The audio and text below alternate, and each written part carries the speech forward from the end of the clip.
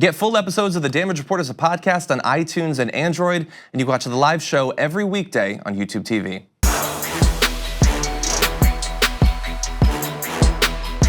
Money in politics, big money, little money, who's doing best? We're gonna focus not on those who are talking about how much gigantic donations they can bring into the party with strings attached, of course, but those who are doing well in getting small dollar donations, regular people who contribute small amounts of money that add up to a lot. The numbers have now been run. Here are the top 10 House members by percentage of their campaign funds from small contributions. These are smaller than $200.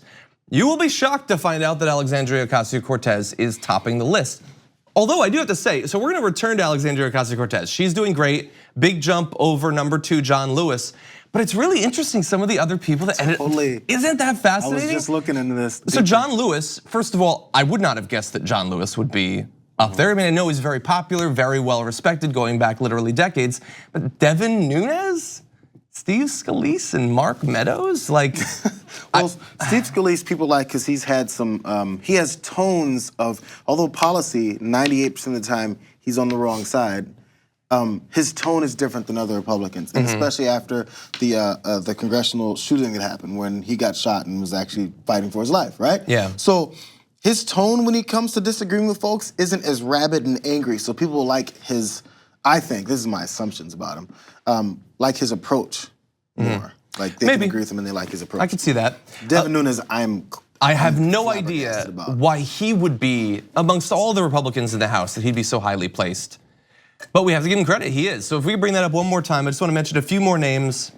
Tulsi Gabbard doing quite well. You know, these are people now that are below 50%, but still, these are standouts. And you see how much it drops down, even in the top 10, where Alexandria Ocasio-Cortez at number 1 at 62% is literally twice as high as number 10, Mark Meadows at 31%. But we also have to give credit to Nancy Pelosi. I would not have guessed that 31% of her donations comes from small dollar donations. Now, look, let's keep it real. There should not be a person in the House who gets only 31% of their donations in small dollars. That should be ridiculous, and instead it is top 10. Because think about it, what's the other percentage of what they're getting their funding from? If you're much bigger. You're getting 69 versus the other way. So of course, the whole reason behind the whole thing saying the percentage of small dollar donations, I think denotes how much you have, how much you affect or at least reach out to this number of people that are just regular folks. They don't have the money to drop you $2,500 at any moment notice, and then the next opportunity to do it again. It means you have a larger group of people, which means you represent more people and their interests. Exactly, and look, I want to combine the small dollar donors with another thing that some of the people, but obviously the vast majority don't on that list, which is not taking corporate PAC money. So let's talk about Alexandria Ocasio-Cortez. So 62% of her campaign funds coming from small contributors, and she doesn't take corporate PAC money. So what do we get out of that? Now, we know some things, like she doesn't have the strings attached to her of particular industries like virtually everyone else, including many of the people even on that list have. But she also gets something else out of that. And that was pointed out by Ryan Grimm. I want to give him credit. So after talking about the 62%, he says, this also means that she'll have roughly 8 hours per day more than her colleagues to spend on legislation, at hearings, reading, writing, doing press, meeting with constituents.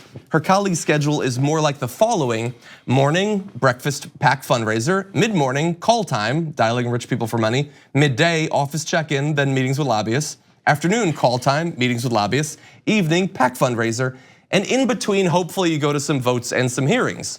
But you miss some of the votes, and you definitely don't go to most of the hearings because you don't have time, because your job is to raise money. Like you win re-election and then you begin fundraising for your next re-election. Which means you don't read bills, you don't know what's going on, you have your staff do it, and then whatever it is they're based on, whatever people are telling you, leadership, or again, those people you keep meeting with, whatever they tell you to do is what you do. Exactly. Rather than what you were elected to do. You ran on something, but you don't even have a chance to develop that agenda because you don't even know what that agenda is anymore. Number two, I've had some real horrible jobs in my life. The worst one, I stayed for one shift. It was a telemarketer. Imagine if you're now been elected to Congress or Senate or anything, and now you've become a high-paid telemarketer. Yeah. I don't want that job anymore. No, I I don't was think most miserable in that job for one shift for 6 hours. Yeah. And I was like, I got to get out of here. I'd rather go and just chill at home and wait for them to send me my eviction notice. Yeah. So then you have this prestigious job like, oh, I'm a U.S. Congressman. No, you're a telemarketer, and it's horrible. And that system, think about one of the side effects of that system. If most of Congress has to do that job, where you get in and then you begin fundraising, who is going to stick around? Assuming that people want to. I mean, I would drop out too. I don't like doing that. It'll be the people who are good at that part of the job, raising money. Yeah. Either because they have a skill sort of relevant to that, which has nothing to do with actually legislating, or it's because they're willing to give away more in terms of influence and all of that. And we shouldn't be incentivizing that either. And who will be driven out? The people who either don't want to do it because they'd rather focus on different areas of the job, or those who are not going to sell out to their donors. So it's a perverse system, horrible incentives. I like her approach much better. So when they're making all those phone calls, she's gonna be meeting with constituents. She's gonna be thinking about legislation. She's gonna be reading actual bills, doing what everyone assumes Congress people do, but in reality do not. And that is one of the sort of hidden benefits of not being entirely bought by your donors. It's impossible to go to Washington and be in this position and be a representative and not be detached from what's going on back at your home district. That's the whole point of going back. But if people are constantly in contact with you, telling you what's actually going on, that bridge is now built between you and where you were. So now you get a chance to continue to be who you were and what you went there for. Yeah. Because honestly, it's impossible to know when you're staying in DC and you're actually doing all that work. So this is a good connection. I like the bridge. Yeah, hopefully we'll see more of it. I mean, one of the reasons we talk about stories like this is I want candidates to know that you can do this. That if you say you're not taking corporate money and you don't actually take it and you do start to respond to the will of the people, they will give you money because it will really stand out in comparison to other politicians. And that $100 they may give you means a lot more to them because that $100 they could have used for something else because they need it. Exactly. So like, I sent you $100, I'm gonna tell you what I think. Yeah, hopefully we'll see more of that. Thank you very much for watching this clip from the Damage Report. If you liked it, don't forget to subscribe to this channel and ring the bell on YouTube to get notifications of our new videos. And of course, you can catch the full Damage Report live every weekday at 1 p.m. Eastern, 10 a.m. Pacific on TYT Network on YouTube TV.